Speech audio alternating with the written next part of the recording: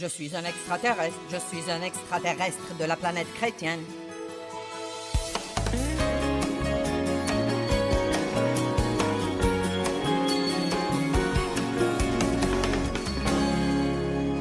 Je fais en ce moment une nouvelle série sur laquelle j'ai travaillé très dur cette semaine, intitulée « Comment être pieux dans un monde impie ». Je crois que c'est un défi de taille que d'aller dans le monde et d'être une personne pieuse, une personne vraiment pieuse, sans donner l'impression d'être une personne religieuse qui n'a pas la moindre idée de ce qui se passe vraiment. Vous savez, la Bible dit que nous devons être dans le monde, mais pas du monde. Mais beaucoup d'entre nous sont du monde et se comportent comme s'ils n'étaient pas dans le monde.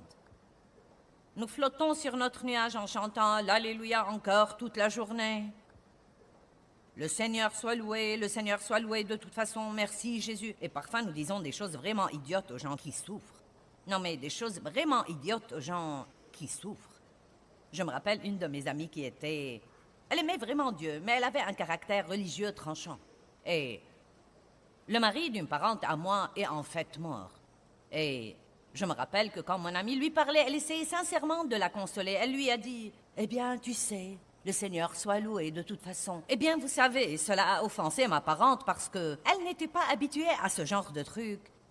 Et nous devons comprendre que nous pouvons nous parler d'une certaine façon, mais que nous devons faire attention à ce que nous disons aux gens qui n'ont pas la moindre idée de ce que nous disons. Nous ne devons pas nous comporter comme des extraterrestres d'une planète qui s'appelle la planète chrétienne. Je suis un extraterrestre. Je suis un extraterrestre de la planète chrétienne. Vous parlez la langue chrétienne et vous portez votre t-shirt Jésus sauve au travail et vous mettez votre casque à écouteurs et vous asseyez dans le coin pendant le déjeuner. Vous savez, vous dites, que suis-je censé faire? Eh bien, vous êtes censé être une lumière brillante dans un monde obscur. Vous êtes censé être ce que vous êtes tranquillement et calmement et merveilleusement et courageusement, sans compromis, mais continuez à être amical et à être une bénédiction avec ceux qui ont besoin de savoir ce que vous savez et qu'ils ne savent pas. Laissez-moi vous dire quelque chose. Le monde est dans une condition désespérée. Ça m'effraie de penser comment les choses se sont détériorées en 50 ans depuis que j'étais adolescente. Juste en 50 ans. Et ce que j'ai vu arriver est incroyable. Vous savez, il y a 50 ans, si quelqu'un n'était pas marié, un homme et une femme, et qu'ils vivaient ensemble, il ne le racontait à personne. Non, mais il faisait tout ce qu'il pouvait pour le cacher. Les gens n'ont pas de problème à vous raconter ça. Non, mais ensuite, il y a eu une époque où ils pouvaient le raconter aux autres, mais pas à des gens comme moi parce qu'ils avaient un certain respect pour les gens dans le ministère et ils savaient que c'était mauvais. Cela ne les dérange plus. Le problème est qu'il n'y a plus trop de choses qui dérangent les gens. Et nous devons veiller à ne pas devenir comme le monde. Il y a trop de mélange, trop de méli-mélo. Les limites deviennent trop effacées et je crois que personne ne le fait exprès, mais je crois que nous devons peut-être faire un peu plus de sermons sur la façon d'être un exemple dans le monde et la façon de se comporter. Et non seulement, écoutez, Dieu vous aime, il a un plan merveilleux pour votre vie, il veut que vous prospériez, il veut que vous réussissiez, il veut que vous ayez le mieux en toutes choses. Quand vous péchez, vous pouvez être pardonné, la grâce de Dieu vous change, vous ne pouvez pas par les œuvres de la chair. J'aime prêcher toutes ces choses qui amènent les gens à se dire « Oh, oui, il n'y a aucun problème avec quoi que ce soit, Dieu m'aime, et quoi que je fasse, il va me pardonner. Amen, merci Jésus. » Mais je ne vous rends pas justice si je ne vous prêche pas aussi l'autre vérité comme quoi la Bible dit que le jour viendra où chaque homme comparaîtra devant Dieu et rendra compte de sa vie. Chaque homme comparaîtra devant Dieu et rendra compte de sa vie. Et vous savez, quand je dis quelque chose comme ça, il n'y a que le quart des gens qui applaudissent parce que ça nous fait vraiment peur. Ça nous effraie. Eh bien, vous savez quoi? Je crois que l'amour de Dieu amène les gens à se repentir. Mais je crois que s'il le faut, Dieu essaiera de faire une peur bleue aux gens et je serai prête à l'aider. Amen. J'aurais voulu vous dire combien Dieu vous aime et que vous répondiez à son amour. Et quand je dis vous, je parle non seulement de vous, mais encore de tous les millions des gens qui nous regardent à la télé. Je ne viens pas faire ces réunions juste pour les gens qui viennent aux réunions. Je les fais non seulement pour vous, mais encore pour tous les gens qui regardent ces conférences à la télé plus tard dans le monde entier. Et il y a des multitudes de gens qui me regardent aujourd'hui et qui ont de sérieux ennuis dans leur vie. Vous avez vécu une vie de péché et maintenant vous en récoltez les conséquences et vous ne savez pas quoi faire. Eh bien, Jésus est votre solution. Il vous aime, il est mort pour vous, vous pouvez être pardonné, vous pouvez prendre un nouveau départ. Écoutez-moi, il n'est jamais trop tard pour recommencer. Il n'est jamais trop tard pour recommencer. Mais il y a aussi des multitudes de croyants qui me regardent maintenant. Mais vous êtes tièdes. Vous avez un pied dans le monde et un pied dans le royaume. La Bible dit dans Apocalypse, « Je voudrais que tu fusses ou froid ou bouillant, mais parce que tu es tiède, je vais te vomir de ma bouche maintenant. » Je ne vais même pas aller là et comprendre ce que cela veut dire. Je sais assez pour savoir que Dieu n'aime pas ça. Donc laissons cette chose comme elle est. Eh bien, qu'est-ce que cela veut dire? Venons-en à la théologie. Que veut dire qu'il va vous vomir de sa bouche? Eh bien non, mais je croyais que si on est sauvé, et je ne comprends pas tout ça. Vous savez, ayons un peu plus de crainte révérentielle et disons, je ne veux être tiède à ce moment-là. Je veux m'enflammer, être ardent, en feu, être audacieux, être agressif et servir Dieu de tout mon cœur.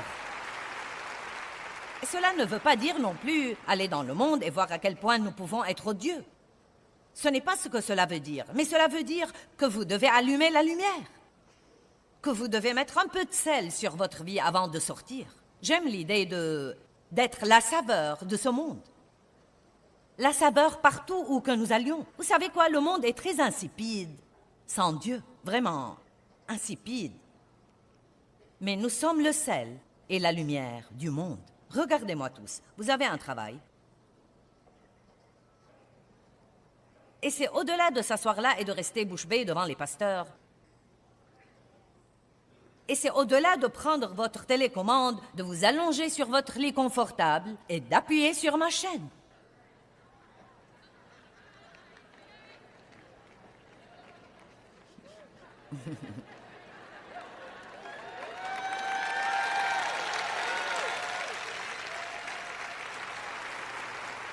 Nous apprenons pour mettre en pratique. Amen. Donc ce matin, nous allons parler davantage de la même chose. En fait, nous allons en parler tout le week-end. Nous allons entrer dans de petits domaines. Il va falloir être courageux car nous allons parler de la sainteté. Nous verrons qui va retourner. Eh bien, sœur, je faisais partie du mouvement de la sainteté en grandissant et j'ai eu tout ce légalisme. Écoutez, je vais l'enseigner d'une façon très équilibrée. Nous allons nous amuser, mais vous savez quoi? Quand nous partirons d'ici ce soir, nous serons prêts à le faire d'une meilleure façon que nous le faisions par le passé. Luc 4, 5 à 8. Nous allons parler de la tromperie et du compromis. Et le diable, le menant sur une haute montagne, lui montra tous les royaumes de la terre habités en un instant, en un clin d'œil. Et il lui dit, « Je te donnerai tout ce pouvoir, toute cette autorité et toute leur gloire, toute leur splendeur, excellence, prééminence, dignité et beauté, car elle m'a été donnée et je la donne. Je la donne à qui je veux. » Donc, si tu te prosternes juste une fois devant moi, juste une fois,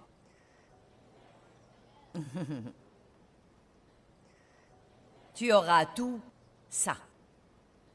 Regardons le verset d'après. Et Jésus lui répondit, « Arrière de moi, Satan. » Allez maintenant, tout dépend de ça. Jésus a été tenté d'accepter un compromis juste une fois pour obtenir quelque chose.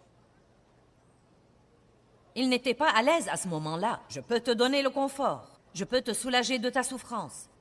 Je peux tout te donner si tu acceptes un compromis juste une fois, juste un peu. Vous savez qu'est-ce qu'un compromis? Un compromis veut dire aller un peu au-dessous de ce que vous savez être bien.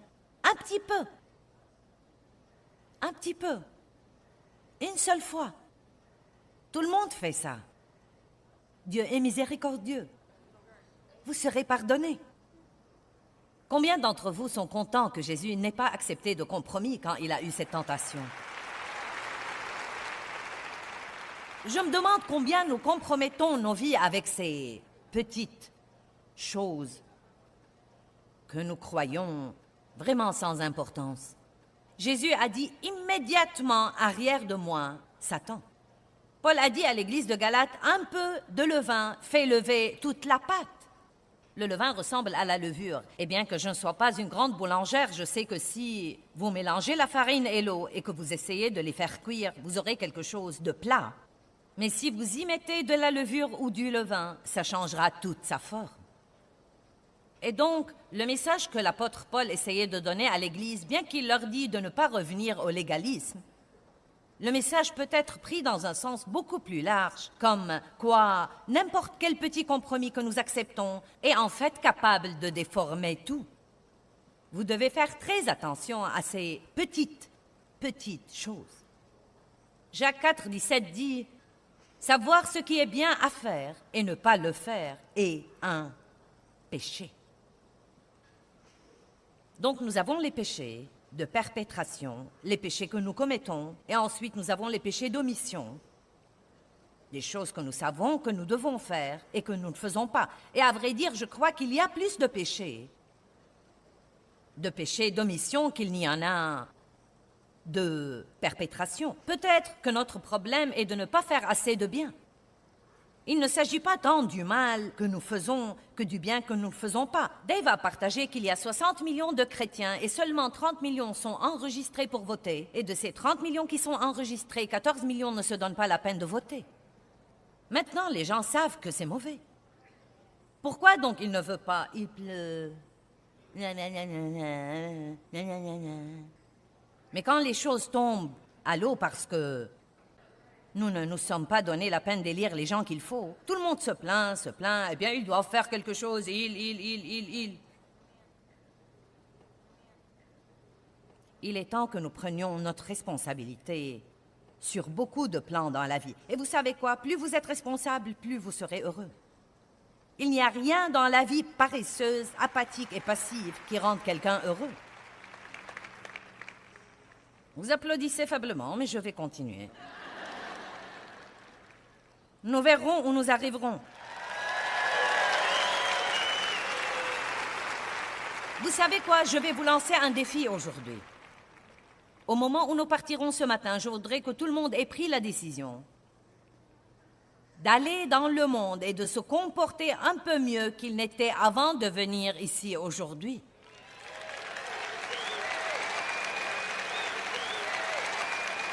Car aussi fréquemment que nous disions, eh bien, Dieu connaît mon cœur. Dieu connaît vraiment nos cœurs et je suis reconnaissante qu'il traite avec nous d'après nos cœurs, mais le monde ne peut voir que nos comportements. Et nous sommes le panneau d'affichage de Jésus-Christ.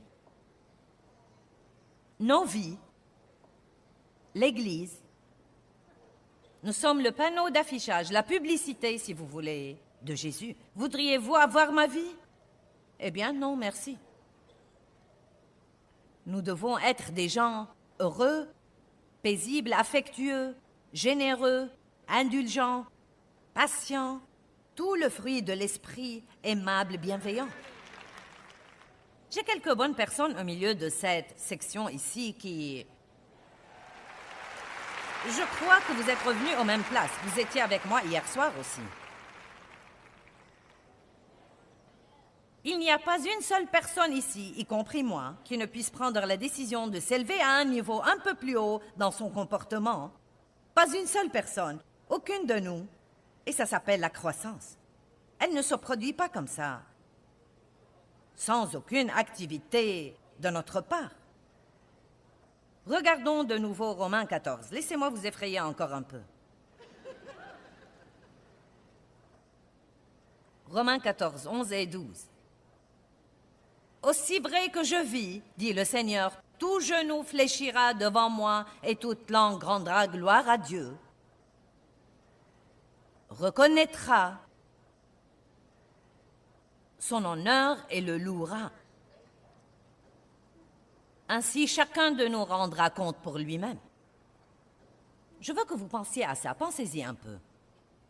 Vous dites, eh bien, je croyais que j'étais sauvé par la grâce et que quand je comparaîtrai devant Dieu, tout ce que je devais faire, c'est de dire que je crois en Jésus. Eh bien, c'est tout ce que vous devez faire pour être sauvé et aller au ciel, mais je crois que Dieu voudrait avoir un peu plus de vous que cela. C'est une décision que nous devons prendre aujourd'hui. Voulez-vous juste aller au ciel ou voulez-vous prendre un groupe de gens avec vous? Non, mais je crois que la question est là. Vraiment, si vous voulez la vérité, je distribue des demandes d'emploi aujourd'hui. Qui dans ce lieu voudrait travailler pour Dieu? Et si vous croyez que je vous offre un travail dans mon ministère, ce n'est pas le cas. Je dis, qui de vous dans cette salle veut aujourd'hui remplir une demande d'emploi et aller travailler pour Dieu là où vous êtes, dans votre voisinage, dans votre lieu de travail, là où vous faites vos courses, là où vous allez à l'école? Nous devons arrêter d'être pieux, ou une certaine forme de ce que nous croyons être la piété, quand nous sommes avec nos autres prétendus amis pieux. Et ensuite se comporter comme les autres quand nous sortons avec les autres. Est-ce que vous potinez et vous vous complaignez à la table du déjeuner comme tous vos collègues non sauvés? Est-ce que vous volez les stylos à billes et vous les prenez à la maison? Passez-vous la journée à jouer sur Internet quand votre patron ne vous voit pas?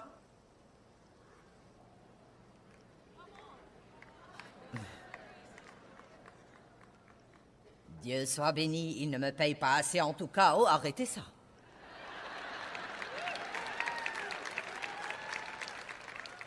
Même s'il ne vous paye pas assez, on ne répare pas une injustice par une autre. Les volets ne vont pas vous compenser. Chaque homme comparaîtra devant Dieu et rendra compte. Je ne sais pas ce que vous en pensez, mais je viens de prendre une décision. Je veux que Dieu soit fier de moi.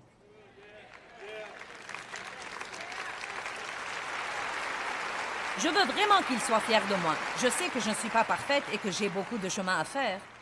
Mais je veux que Dieu soit fier de moi et je veux que Dieu soit fier de vous. Je ne vais pas passer toute ma vie à faire ce que je fais et que je fais depuis 35 ans déjà. Et si je vais vraiment faire ça jusqu'à mon dernier souffle, vous n'allez pas juste vous asseoir là et ne jamais changer. Ce n'est pas comme ça que nous allons conclure l'affaire.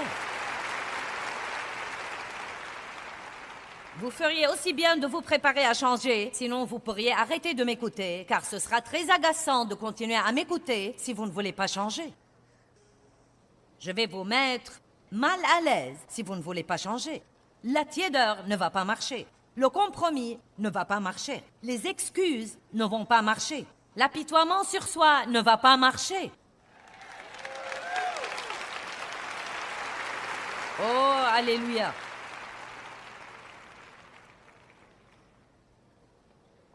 Regardons Matthieu 23, regardons un petit malheur ici. Malheur à vous.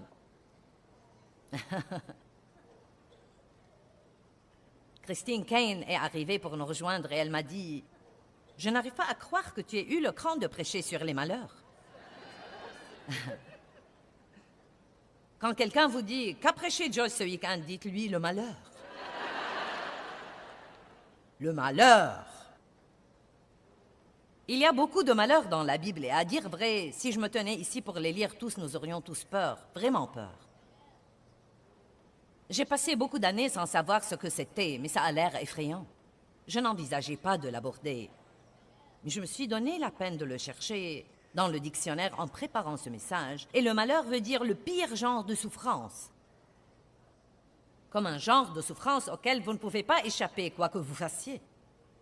Et donc, quand nous voyons « malheur à vous qui faites tel ou tel », comme j'ai partagé hier soir, dans Ésaïe, il dit « malheur aux juges qui prescrivent des lois malfaisantes ». Waouh, je ne veux pas être un de ces juges qui ont fait certaines des décisions qui sont faites aujourd'hui. Mais ce qu'il y a, c'est que le jour viendra où ils auront à rendre compte de leurs actions. Peuvent-ils être pardonnés? Oui, et je prie qu'ils se repentent avant de faire face à Dieu et qu'ils soient pardonnés. Et quand vous vous tournez vers Dieu, il efface vos péchés, il les oublie et il les éloigne de vous autant l'Orient est éloigné de l'Occident. Et Dieu ne va pas parler de votre passé.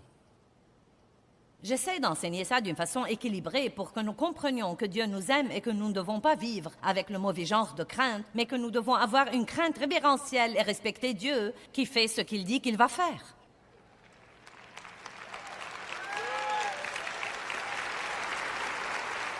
Donc il y a toutes sortes de malheurs, mais ces malheurs sont pour la foule religieuse. Mais malheur à vous, scribes et pharisiens prétentieux et hypocrites.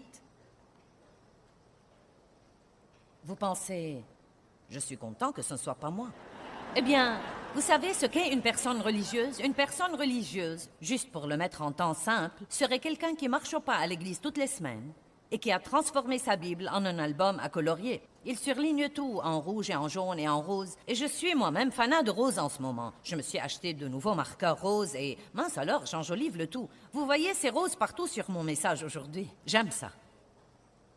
Et ensuite, quand je deviens sérieuse à propos de quelque chose, vous voyez, j'ai une grande étoile de couleur rose à côté de ça, donc... Oh oh!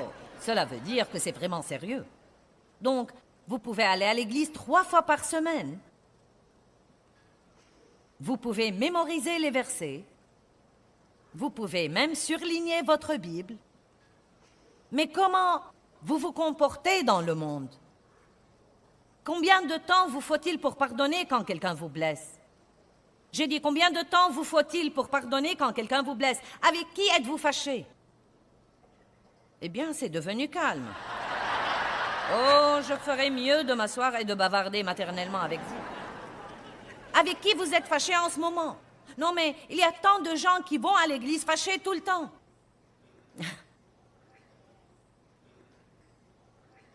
Sur qui potinez-vous?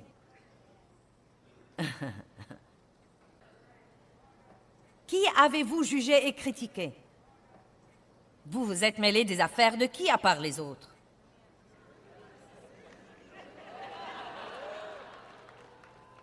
Oh, je me sens si ointe aujourd'hui.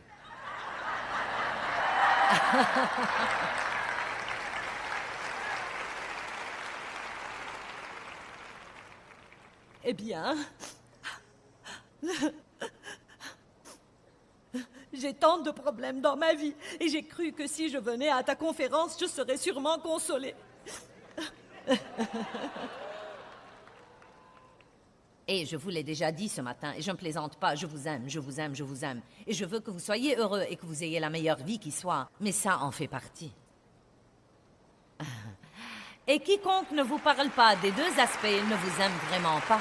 Il vous prêche quelque chose que vous aimerez et que vous applaudirez parce que ça leur fait plaisir.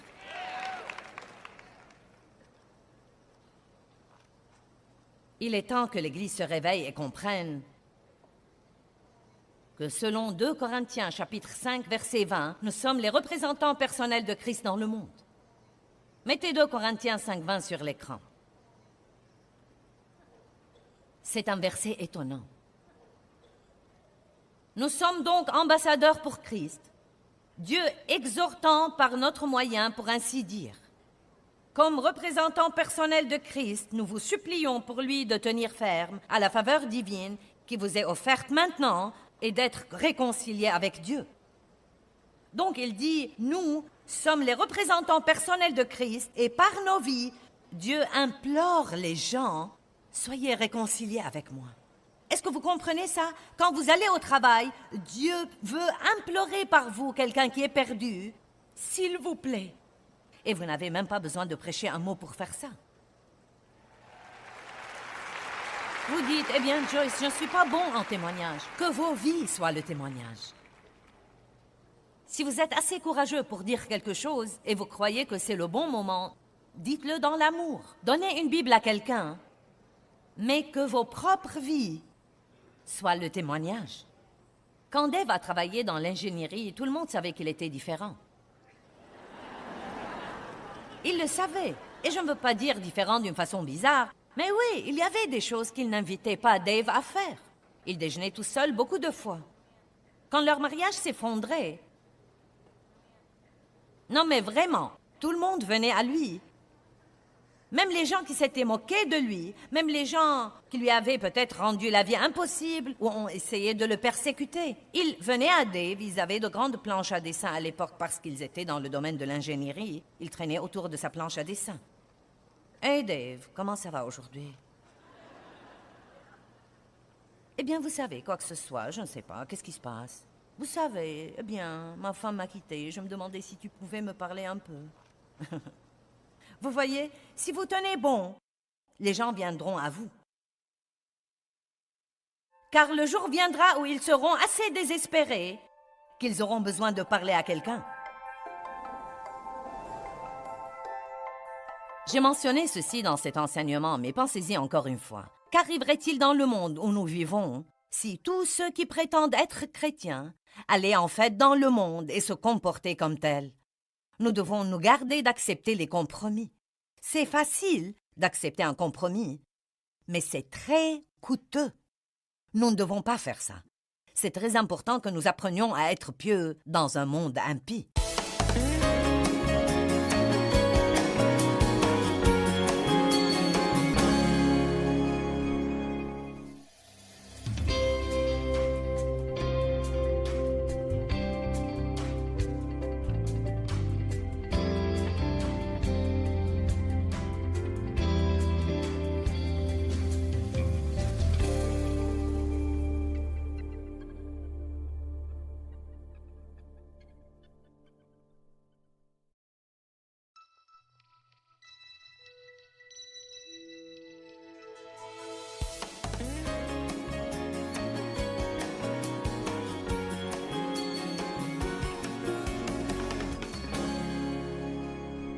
Nous sommes les représentants personnels de Christ et par nos vies, Dieu implore les gens, soyez réconciliés avec moi. Est-ce que vous comprenez ça? Quand vous allez au travail, Dieu veut implorer par vous quelqu'un qui est perdu, s'il vous plaît. Et vous n'avez même pas besoin de prêcher un mot pour faire ça. Vous dites, eh bien Joyce, je ne suis pas bon en témoignage. Que vos vies soient le témoignage. Si vous êtes assez courageux pour dire quelque chose et vous croyez que c'est le bon moment, dites-le dans l'amour. Donnez une Bible à quelqu'un, mais que vos propres vies soient le témoignage. Quand Dave a travaillé dans l'ingénierie, tout le monde savait qu'il était différent. Il le savait. Et je ne veux pas dire différent d'une façon bizarre, mais oui, il y avait des choses qu'il n'invitait pas Dave à faire. Il déjeunait tout seul beaucoup de fois. Quand leur mariage s'effondrait, non mais vraiment, tout le monde venait à lui. Même les gens qui s'étaient moqués de lui, même les gens qui lui avaient peut-être rendu la vie impossible ou ont essayé de le persécuter. Ils venaient à Dave, ils avaient de grandes planches à dessin à l'époque parce qu'ils étaient dans le domaine de l'ingénierie. Ils traînaient autour de sa planche à dessin. « Hey Dave, comment ça va aujourd'hui? » « Eh bien, vous savez, quoi que ce soit, je ne sais pas, qu'est-ce qui se passe? Vous savez, eh bien, ma femme m'a quitté, je me demandais si tu pouvais me parler un peu. » Vous voyez, si vous tenez bon, les gens viendront à vous. Car le jour viendra où ils seront assez désespérés qu'ils auront besoin de parler à quelqu'un. J'aime ce que cette femme a partagé dans cette présentation médiatique hier soir. Elle a dit « Je suis finalement arrivée au point où Dieu m'a donné le don du désespoir. » J'aime ça. Et nous devons prier pour ça, que Dieu donne aux gens non sauvés le don du désespoir. Je crois que ce serait merveilleux de prier pour que les gens en aient marre de leur vie. Mais que vont-ils faire si partout où qu'ils regardent, il n'y a que l'obscurité? Que vont-ils faire? Oh, vous êtes comme... Oh. Combien d'entre vous reconnaissent que c'est très facile d'aller dans le monde et de commencer à accepter des compromis et plutôt...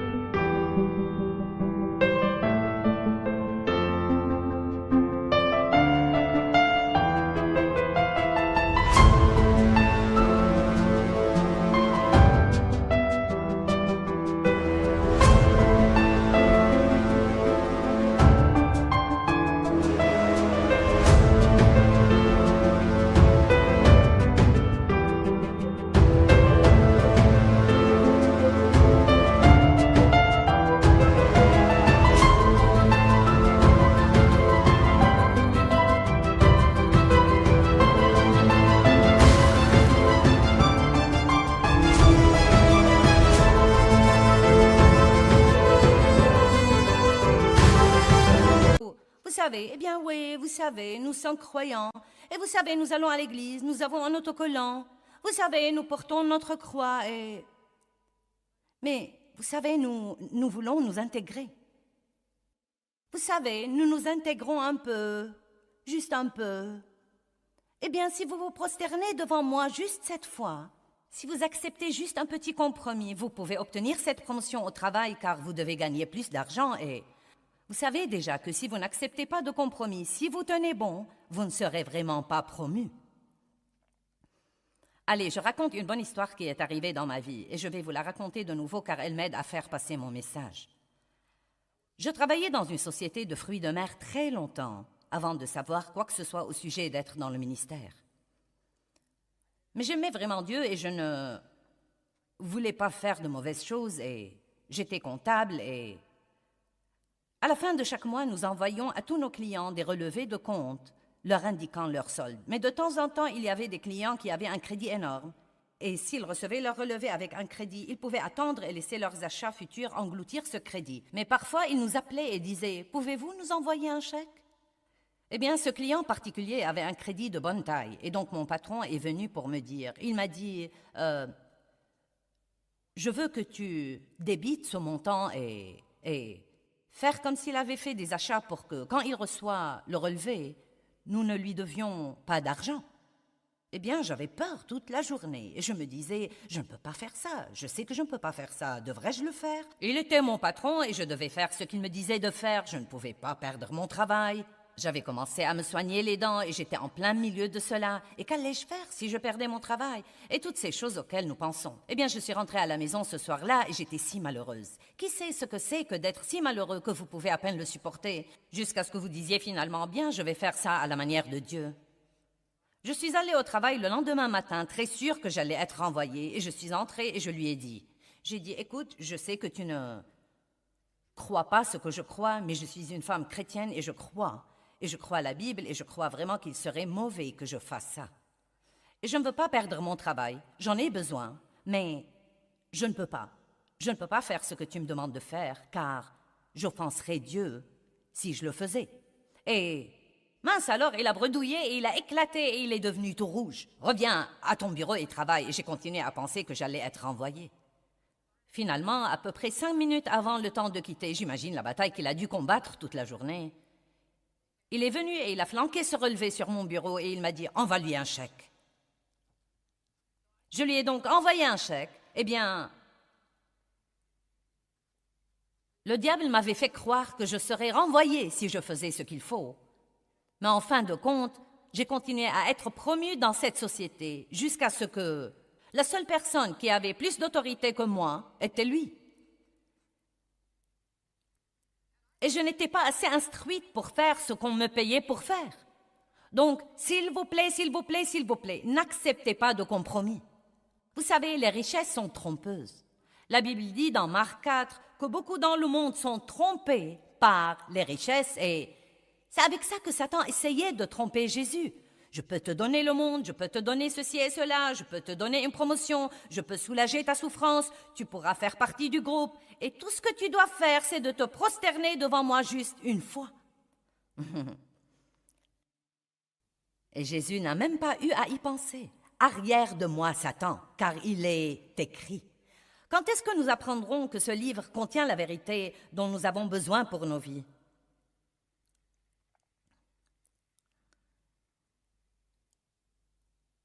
Vous voyez, cela touche à la vie des gens. Je peux écouter vos pensées. Non, mais pas vraiment, mais j'ai une petite idée. Je ne veux pas que vous soyez trop effrayés, mais j'ai ce petit sentiment, comme si je pouvais entendre vos questions. Eh bien, qu'est-ce que cela veut dire? Eh bien, que faudra-t-il changer? Oh, mon Dieu, si je dois vivre d'après ça, je dois peut-être quitter mon travail. Non, mais... Oh, qu'est-ce qui va arriver? Non, mais si je vis comme ça, je risque de perdre tous mes amis et je serai rejetée, je ne ferai plus partie du groupe. Je dois revenir au malheur, je les ai laissés.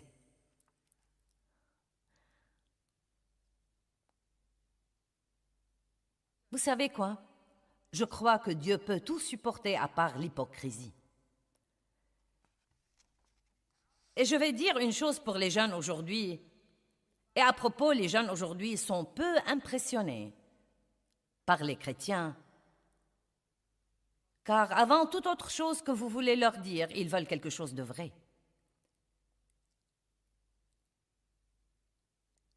Et nous devons leur montrer quelque chose de vrai. Ils n'aiment pas les hypocrites. Et je crois que s'il y a quelque chose qui soit en horreur à Dieu, c'est les hypocrites. Je crois qu'il préférerait que vous soyez un pécheur plutôt que de se comporter comme une personne religieuse qui a toutes sortes de compromis et de choses cachées dans sa vie.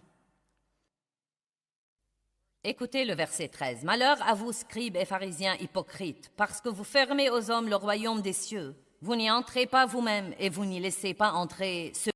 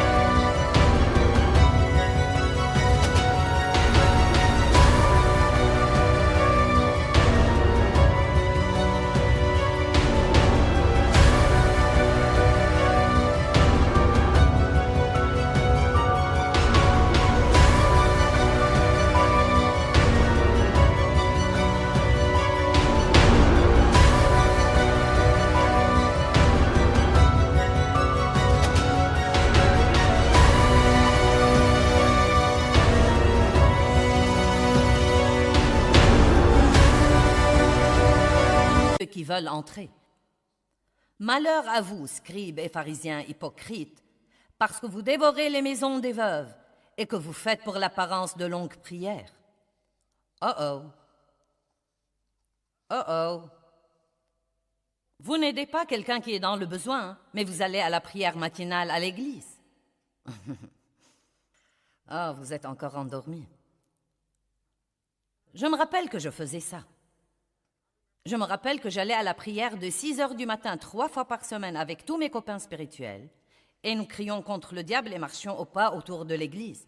Et ensuite, je rentrais à la maison et ne pouvais même pas être respectueuse envers mon mari.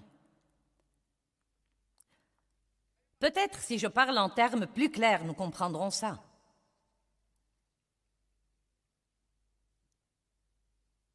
J'avais une bouche qui n'abandonnait pas. Non, mais j'allais prier avec les gens et ensuite je potinais sur eux. C'est ce qu'est un hypocrite. C'est ce qu'est un poseur. C'est un scribe et un pharisien. Ils savent quoi faire et ils sont disposés à dire à tous les autres que faire, mais ils ne le font que quand les gens les regardent. Peu m'importe comment les gens se comportent dans l'église, cela m'est complètement égal. L'important, c'est leur comportement à la maison derrière les portes fermées.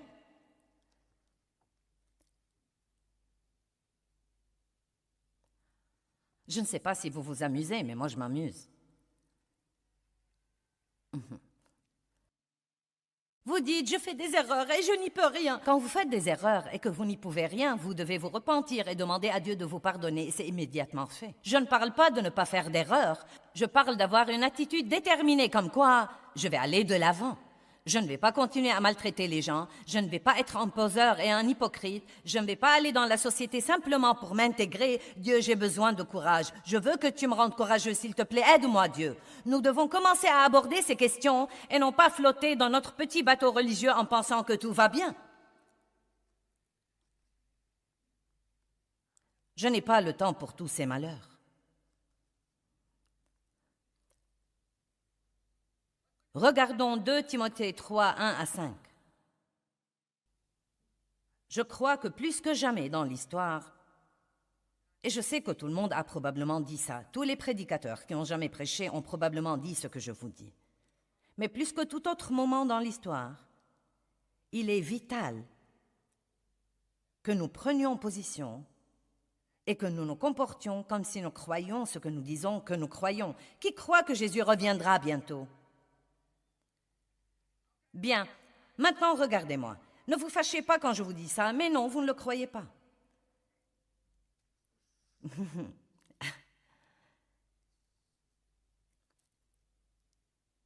Car si vous le croyez vraiment,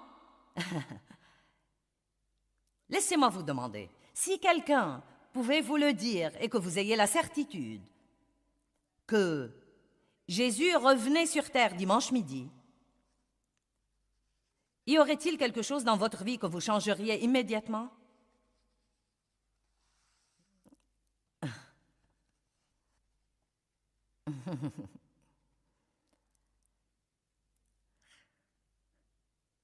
Cela m'embarrasse à moi aussi. Bien sûr. Ainsi donc, ça devient plutôt quelque chose que nous disons « Oh, Jésus reviendra sur terre bientôt ».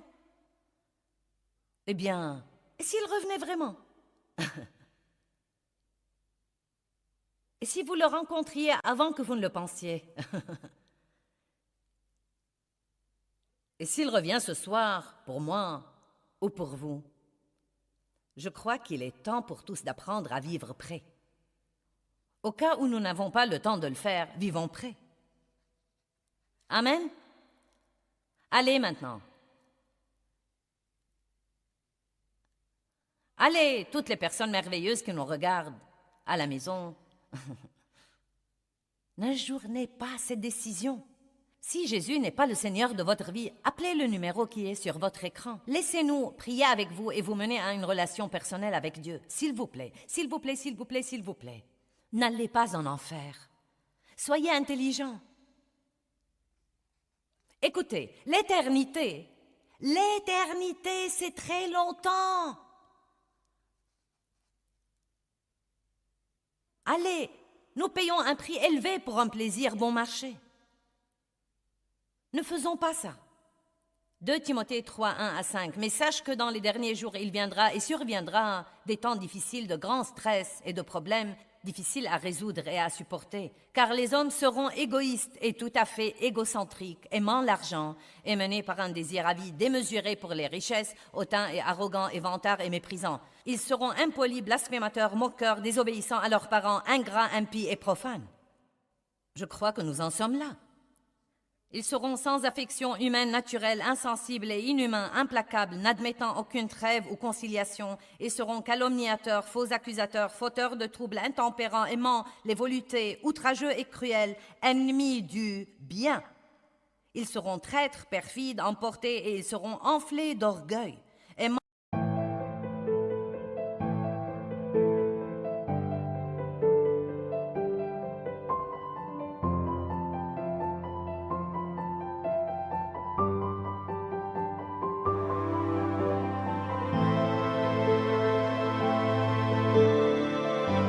Les plaisirs sensuels et les distractions vaines plus que et plutôt que Dieu. Et regardons le verset 5, car j'ai écrit à côté du verset 5, « Wow !» Car bien qu'ils aient une forme de la vraie religion, ils renient et rejettent et sont étrangers à sa puissance, leur conduite contredit l'authenticité de leur profession. Évite de tels gens. Détourne-toi d'eux. Savez-vous que vous serez dans une meilleure position si vous traînez avec un pécheur qui sait qu'il est pécheur et qui est sincère là-dessus, plutôt qu'avec une personne religieuse, légaliste, dingue, gandée, qui feint et prétend d'être une chose devant vous et qui est quelque chose d'autre derrière les portes fermées.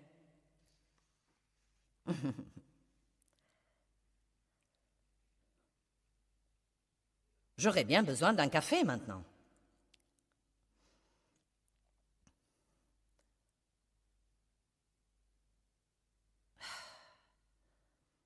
« 2 Timothée 3, 10 à 14.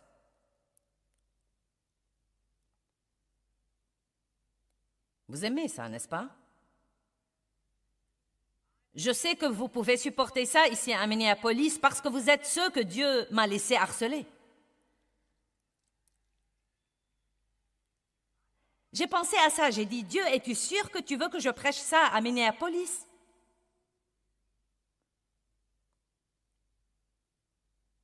Bon, c'est si bon là, comprenons ça. Mais tu as suivi de près et diligemment mon enseignement, ma conduite, mon but dans la vie, ma foi, ma patience, mon amour, ma persévérance, mes persécutions, mes souffrances, telles qu'elles me sont arrivées à Antioche, à Iconium et à Lystre. Quelle persécution j'ai endurée, et j'aime ça, mais le Seigneur m'a délivré de toutes. Maintenant, si vous décidez de mettre en pratique ce que vous dites, que vous croyez, je ne vous dirai pas que vous n'aurez aucune persécution. En fait, je peux vous promettre que vous les aurez. Vous serez raillés, on me dira de vous. Vous perdrez quelques amis. Vous serez peut-être délaissés au travail pour les promotions, mais la vraie promotion vient de Dieu et non pas des hommes.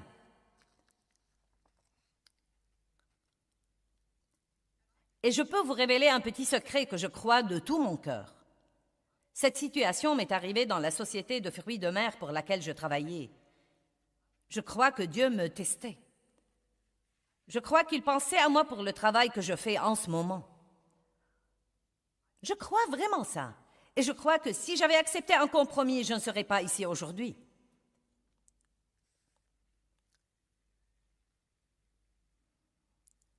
Je ne vous dis pas que Dieu ne nous donne pas une deuxième et une troisième chance. Peut-être qu'il m'aurait donné un autre essai, mais je repense au passé et je vois plusieurs choses au fil des ans que Dieu m'a demandé de faire ou des choses qu'il m'a dit de ne pas faire.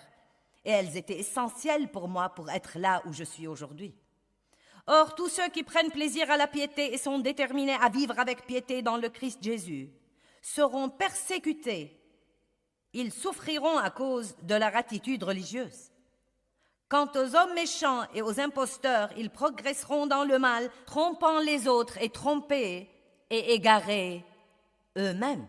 Regardez le verset 14. Mais toi, peu importe ce que font tous les autres, peu importe ce que font les autres chrétiens que vous connaissez, mais toi, demeure ferme dans ce que tu as appris et accepté comme certain, sachant de qui tu l'as appris. Quel est donc notre travail? Quel que soit ce que font les autres, nous sommes censés tenir ferme. Je veux vous lire encore un verset. Je dois parcourir mes notes pour y arriver. Je n'ai pas beaucoup prêché là-dessus. 2 Pierre 3, 10 et 11. Je peux sortir avec 4 messages. 2 Pierre 3, 10 et 11. Mais le jour du Seigneur viendra comme un voleur, jour où les cieux disparaîtront, passeront à grand fracas, et les éléments matériels embrasés de l'univers se dissoudront, et où la terre et ses œuvres qui sont en elle seront brûlées entièrement. Puisque toutes ces choses, comme dit la parole, doivent se dissoudre, ce que nous lisons dans le verset 10 est en train d'arriver. Nous n'en avons pas encore vu l'ampleur, mais un jour la trompette va sonner, le ciel va se retirer comme les vagues, et toutes les choses dans lesquelles nous avons tellement investi et que nous avons menti pour les avoir et accepté des compromis pour les avoir vont s'en aller. Donc il dit, puisque toutes ces choses doivent se dissoudre, quel genre de personnes devriez-vous être en attendant? Je ne sais pas ce que vous en pensez, mais ça m'agace. Comment allons-nous vivre si ce merveilleux Sauveur que nous avons est mort pour nous donner cette vie, et il nous a donné le privilège de travailler pour lui et d'être ses représentants sur terre? Puis-je vous dire quelque chose? Si vous travaillez pour Dieu et vous êtes ses employés, il s'occupera toujours.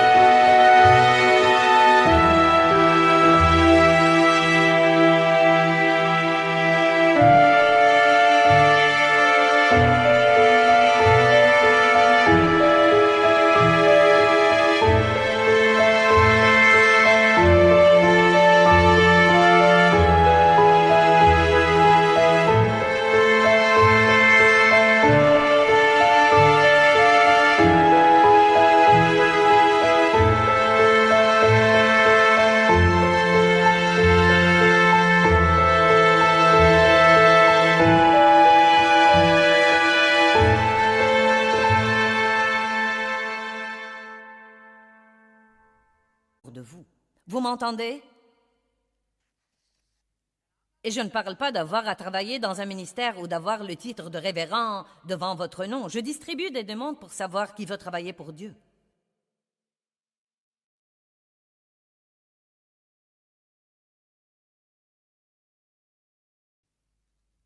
J'aimerais que chaque jour, quand nous nous levons, nous nous disions « Aujourd'hui, je vais travailler pour Dieu et le représenter. Je vais pêcher aujourd'hui la bonté de Dieu. Et je vais attraper les poissons avec un comportement pieux. » Allez, la Bible dit dans Colossiens, revêtez-vous du comportement qui fait honneur à Dieu. Revêtez-vous de la bonté et de l'humilité. Et par-dessus tout ce que vous revêtez, revêtez-vous de l'amour. Dans Éphésiens, il parle de notre comportement. Il parle de notre comportement un peu partout. Puis-je vous dire quelle tragédie ce serait si les magasins et les compagnies par ici ne disaient pas du bien de toutes les personnes qui sont venues à cette conférence? Mais vous savez quoi? Nous devons nous lever et dire aux gens dans notre conférence, et nous faisons ça surtout dans la conférence des femmes à St. Louis. Cette année, probablement 25 000, 30 000 femmes viendront au centre de St. Louis. Et mince alors, il ne restera pas un seul vêtement ou un seul beignet qui ne soit pas mangé.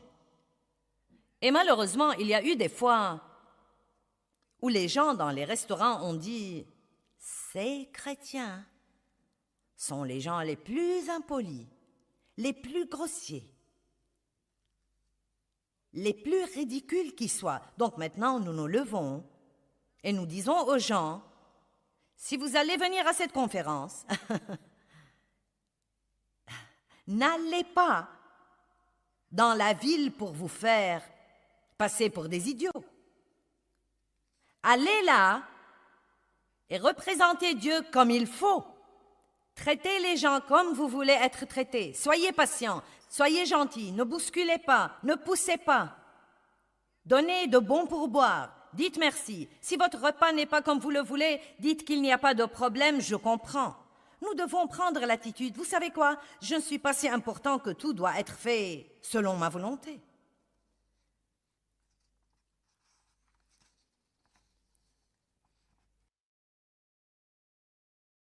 Et vous savez ce qui m'effraie? Non mais m'effraie vraiment. Ces gens pourraient venir s'asseoir tout le week-end dans une conférence comme ça et être ensuite méchants avec quelqu'un, même à la table des ressources. Et cela arrive tout le temps. Tout le temps. Poussés et bousculés. J'ai eu 2 dames qui se sont bagarrées une fois. Elles essayaient de s'asseoir dans la même place au premier rang.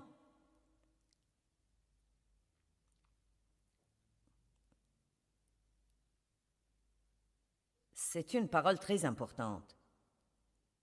Et vous savez, beaucoup d'entre vous sont des gens merveilleux, beaux et pieux.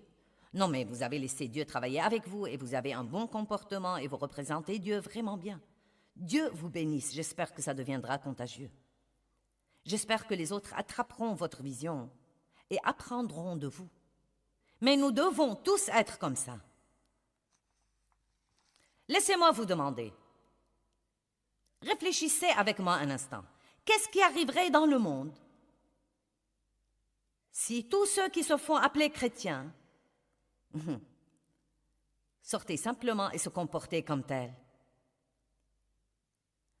Allez, ce n'est vraiment pas sorcier.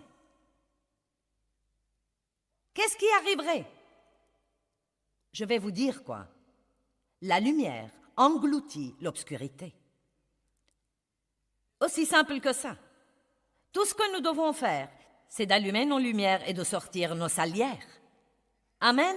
Allez, levez-vous et louez Dieu aujourd'hui. Ouh! Alléluia! Allez, vous feriez aussi bien d'être heureux. Vous avez eu plus ce soir, vous aurez plus demain. Oh, gloire! Maintenant, laissez-moi vous dire quelque chose. Vous ne changez pas en essayant. Vous changez en priant et en demandant à Dieu de s'impliquer et de vous aider. Vous changez en étudiant. Oui, je veux que vous essayiez de vous comporter mieux, mais n'essayez pas seulement. Priez et dites, Dieu, j'ai besoin de ton aide. Je dois vraiment être plus patient, je dois vraiment être plus gentil, je dois pardonner, et je ne peux pas faire ça sans toi. Aide-moi, Dieu, aide-moi, aide-moi, aide-moi, aide-moi, aide-moi, aide-moi. Et plus vous priez Dieu de vous aider, plus il va vous aider et m'aider à moi, et mieux nous allons nous comporter. Je vais aller être gentil avec quelqu'un, et vous? Très bien. Je vous aime.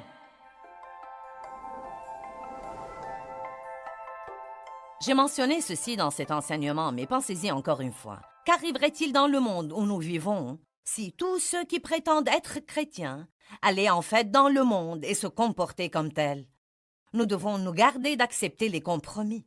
C'est facile d'accepter un compromis, mais c'est très coûteux. Nous ne devons pas faire ça. C'est très important que nous apprenions. Step 1, wake up early, gonna rise with the sun. Step 2, get some good, some food in you. Step 3, think real hard about what you wanna be. Step 4, everybody just do your thing. Wake up, today's gonna be a good day. Wake up, today's gonna be a good day. Wake up, today's gonna be a good day.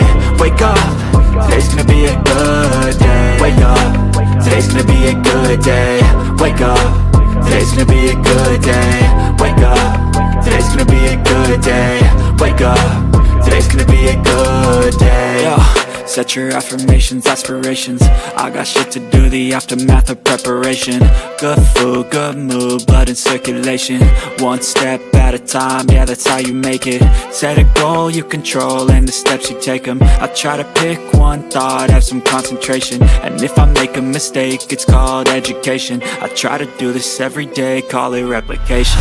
Wake up, today's gonna be a good day. Wake up, today's gonna be a good day. Wake up, today's gonna be a good day. Wake up, today's gonna be a good day. Wake up, today's gonna be a good day. Wake up, today's gonna be a good day. Wake up, today's gonna be a good day. Wake up, today's gonna be a good day. So life ain't easy, yo, I think there's a reason though. Ups and downs, just like every different season, yo.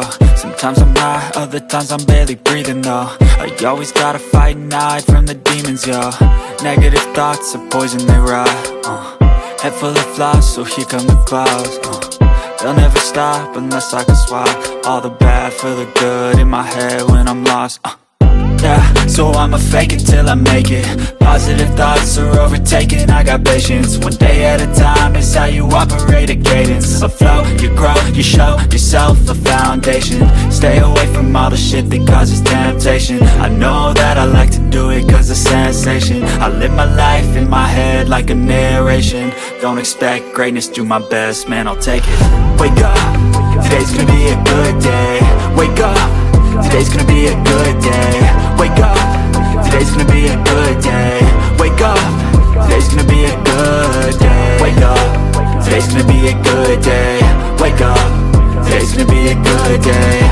Wake up, today's gonna be a good day. Wake up, today's gonna be a good day. Wake up, really gon' rise with the sun. Step 2, get some good, some food in you. Step 3, think real hard about what you wanna be. Step 4, everybody just do your thing. À être pieux dans un monde impie.